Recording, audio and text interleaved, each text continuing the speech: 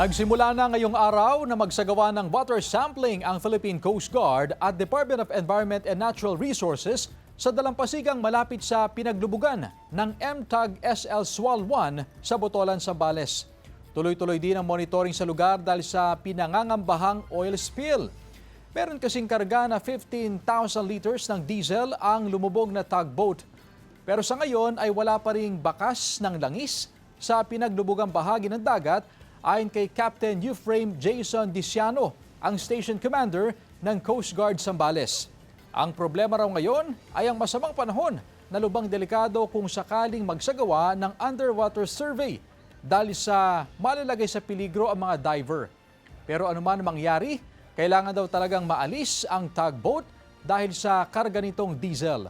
Kahit pa sabihin daw na selyado ang mga tangke ng langis, habang nasa ilalim ng dagat ang tugboat ay lahat daw ay posibleng mangyari.